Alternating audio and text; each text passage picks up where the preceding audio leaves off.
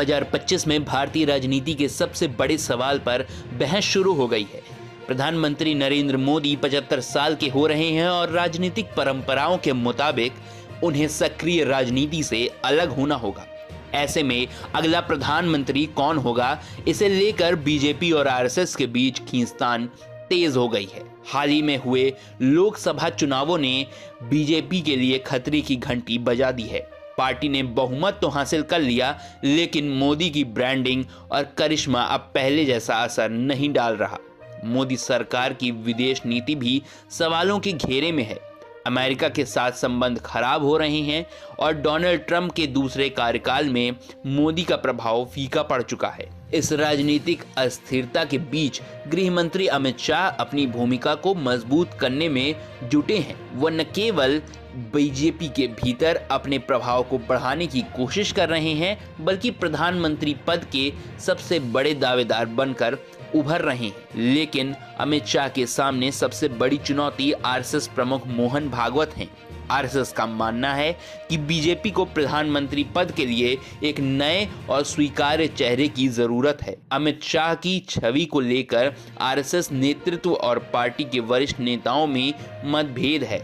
अमित शाह का स्वास्थ्य हाल ही के दिनों में खराब हुआ है, लेकिन इसके अलावा उनके बेटे जय शाह को लेकर सोशल मीडिया पर हो रही ट्रोलिंग ने उनकी छवि को और नुकसान पहुंचाया है। पार्टी में कई नेता अमित शाह के कार्यशैली से नाखुश हैं, लेकिन खुलकर विरोध नहीं कर सकते। अमित शाह की सबसे बड़ी रणनीति पार्टी अध्यक्ष पद पर अपने करीबी को बिठाने की है। अगर वो इस मामले में सफल होते हैं तो प्रधानमंत्री बनने की उनकी राह आसान हो सकती है। लेकिन अगर आरएसएस ने इस पर आपत्ति जताई तो उनकी महत्वाकांक्षाओं पर पानी फिर सकता है। आरएसएस का एक वर्ग अमित शाह के मुकाबले किसी ऐसे नेता को आगे लाने की बात कर रहा है जो संगठन और विचारधारा के करीब हो। नितिन गडकरी, योगी आदित्यनाथ और अन्य नेताओं के नाम भी चर्चा में हैं। बीजेपी और आरएसएस के बीच सत्ता संतुलन हमेशा से एक जटिल मुद्दा रहा है, लेकिन इस बार नरेंद्र मोदी के बाद की राजनीति को लेकर टकराव ज्यादा तीखा है। अमित शाह का प्रधानमंत्री बनना इस बात पर निर्भर करेगा कि वो पार्टी अध्यक्ष पद पर किसे बिठाते हैं और आरएसएस को कैसे साधते हैं। मोहन भागवत ने पहले भी स्पष्ट किया है कि आरएसएस का उद्देश्य विचारधारा को आगे बढ़ाना है, न कि किसी विशेष नेता को। ऐसे में अमित शाह के लिए भागवत को विश्वास में लेना आसान नहीं होगा। प्रधानमंत्री नरेंद्र मोदी की 75 साल की उम्र और घटती लोकप्रियता ने बीजेपी को आत्ममंथन पर मजबूर कर दिया है। मोदी की कूटनीतिक असफलताएं और घरेलू राजनीति में गिरती पकड़ ने पार्टी को नई रणनीति अपनाने पर मजबूर कर दिया है।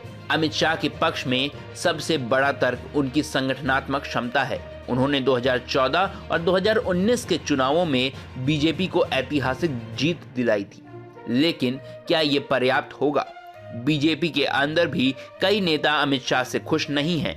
उनका मानना है कि शाह की कार्यशैली पार्टी के सामूहिक नेतृत्व की परंपरा के खिलाफ है, लेकिन पार्टी के भीतर कोई भी खुलकर उनका विरोध करने की स्थिति में नहीं है। अमित शाह और मोहन भागवत के बीच ये शक्ति संघर्ष बीजेपी के भविष्य को तय करेगा। अगर शाह अपने पक्ष में माहौल बना पाए तो वो प्रधानमंत्री बनने की दौड़ में सबसे आगे होंगे, लेकिन अगर आरएसएस ने अपनी बात मनवाई तो बीजेपी को एक नया चेहरा तलाशना होगा। क्या अमित शाह आरएसएस को साध कर प्रधानमंत्री पद की दौड़ में आगे बढ़ पाएंगे, या फिर मोहन भागवत की चाल उनके सपनों को तोड़ देगी?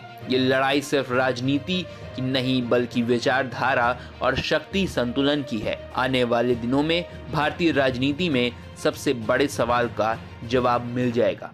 आप हमारे साथ बने रहिए और देखते रहिए न्यूज़ नशा, आदत हर खबर की।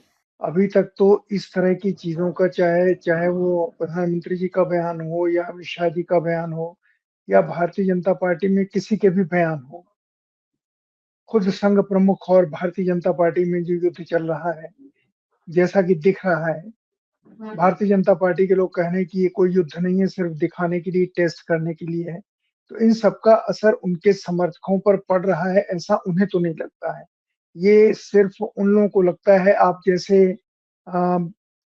जिनको वो लोग छिद्रान्वेषी कहते हैं, जो कहते हैं कि ये लोग तो बाल की खाल निकालते हैं। इसलिए वो निष्कंटक और बिल्कुल बिना किसी हिचक के वो इस तरह के बयान देते हैं। आज आपको खबर दे दूँ कि आपने जो कहा है कि ऐसा बिहार में होगा या दिल्ली में अमित शाह जी को एक अंदाजा है कि चुनाव से दूर रखा जा सकता है। लेकिन आज ही सुबह से भारतीय जनता पार्टी ने सारे देश में अपने कार्यकर्ताओं को दलित बस्तियों में भेजना शुरू कर दिया। आज सुबह से भारतीय जनता पार्टी के कार्यकर्ता दलित बस्तियों में जा रहे हैं और उनको जाकर के कि वो देश के लिए क्यों महत्वपूर्ण है, क्यों उनको भारतीय जनता पार्टी के साथ रहना चाहिए, क्यों समाज के लिए उनका उनका मुख्य धारा में आना आवश्यक है, ये समझाने के लिए जा रहे हैं।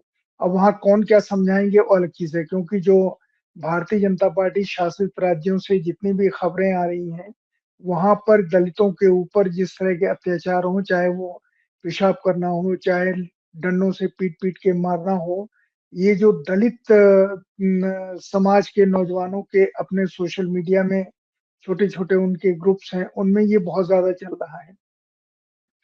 अमित शाह जी ने ये बयान दिया था, बहुत सोच समझ के नहीं दिया था। वो एक रॉ में इस बात को कह गए थे, ऐसा उनका कहना है। लेकिन वो जो जिसको धारा प्रवाह बोलने में परेशानी होना कहते हैं, वो उनसे हो गई और वो बहुत अच्छे टेस्ट में नहीं था। उन्होंने कहा जिस तरह से कहा था अम्बेडकर, अम्बेडकर, अम्बेडकर कई बार नाम लिया था और अगर वो जो आपने अभी शुरू में कहा कि अगर वो इतनी बार भगवान का नाम लेते उनके उनके कई जन्म सफल हो जाते, उन्हें स्वर्ग में स्थान मिलता। इस बयान को लेकर के दलितों में क्षोभ है, गुस्सा है और दलितों में इतना गुस्सा है कि जिसको कि कंट्रोल करने के लिए आज से भारतीय जनता पार्टी को दलित बस्तियों में अपने कार्यकर्ताओं को हर जिले में भेजना पड़ रहा है। सिर्फ दिल्ली का सवाल नहीं है, सिर्फ बिहार का सवाल नहीं है। हर सारे देश में उनको जाना पड़ रहा है और दलित बस्तियों में लोगों से संपर्क करना पड़ रहा है। आज सुबह से ये शुरू हुआ। मेरा इतना कहना है कि अमित शाह का ये कहना और अमित शाह को अगर सचमुच दिल्ली चुनाव से दूर रखते हैं, तो ये मानना चाहिए कि भारतीय जनता पार्टी ने ये जो नुकसान हुआ है, जिसे डैमेज कहते हैं अंग्रेजी में, अगर वो नुकसान राजनीतिक नुकसान हुआ है, तो भारतीय जनता पार्टी इसको दिल्ली में तो उसके ऊपर इनके ऊपर असर पड़ना इसलिए आवश्यक है, क्योंकि दिल्ली में अभी तक भारतीय जनता पार्टी का कोई चेहरा सामने आया ही नहीं है, जिसे सामने रख कर के वो चुनाव लड़ सकें या जिसे मुख्यमंत्री कह सकें। अरविंद केजरीवाल बार-बार यही कह रहे हैं कि बिना दूल्हे की बारात है, ये दूल्हा कौन है? तो उसकी जगह पर ये प्रधानमंत्री मोदी का चेहरा सामने रख रहे हैं और ये दिल्ली में भारतीय जनता पार्टी के लिए बहुत नुकसान की चीज़ है, क्योंकि सब लोग कह रहे हैं कि प्रधानमंत्री मोदी तो मुख्यमंत्री बनेंगे नहीं। हर जगह तो आपने मुख्यमंत्री सामने रख के चुनाव किया, कुछ जगहों पे नहीं किया तो उनको आपने डेवलप किया। जैसे महाराष्ट्र में देवेंद्र फडणवीस को सबको मालूम था कि उन्हीं को मुख्यमंत्री बनना है, उनको चुनाव की भी ज़िम्मेदारी दी थी उनको और नितिन गडकरी जी को। दिल्ली में इन्होंने किसी को अब तक डेवलप ही नहीं किया और यहाँ तक कि शायद आज एक मीटिंग होने वाली थी जो अमित शाह जिसमें शामिल थे और अमित शाह जी की यहाँ ही पहले वो बैठक हुई। मोदी जी तो बहुत बाद में शामिल हुए, जिसको वर्किंग कमेटी की मीटिंग कहते हैं। उसमें अमित शाह ने सारे फैसले दिल्ली के चुनाव को लेकर के किए। लेकिन अमित शाह ने उसका संबोधन या उसकी जानकारी लोगों को नहीं दी। ये प्रधानमंत्री मोदी ने जब इस नाते मीटिंग की कि वो जितने भी प्रमुख पदाधिकारी हैं उनके साथ वो बात कर रहे हैं, वो लोगों के सामने आई। तो अमित शाह जी के बयान का नुकसान होना तो दिखाई देता है। नुकसान होगा या नहीं होगा हम नहीं जानते, लेकिन नुकसान होता अभी तो दिख रहा है और अभी चुनाव में काफ़ी समय है। भारतीय जनता पार्टी अपनी सीटों में बढ़ोतरी करने के लिए वो कई उन दलों से भी संपर्क कर रहे हैं जिनके साथ पूर्वांचल के लोग हैं। जैसे एक जनहित दल यहाँ छोटा-सा है जिसमें बिहार के साधु यादव भी उनको सपोर्ट कर रहे हैं और जिनके साथ पूर्वांचल के लोग हैं। दरअसल ये लड़ाई पूर्वांचल के वोटरों को अपनी तरफ खींचने की लड़ाई है, जिनका नुकसान भारतीय जनता पार्टी को मुश्किल में डाल सकता है।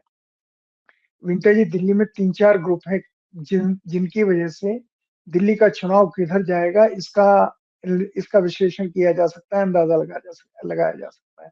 जैसे पूर्वांचल एक के लोग, पूर्वी उत्तर प्रदेश और बिहार के लोग जिन्हें पूर्वांचल का कहते हैं, उनका एक बहुत बड़ा ग्रुप है।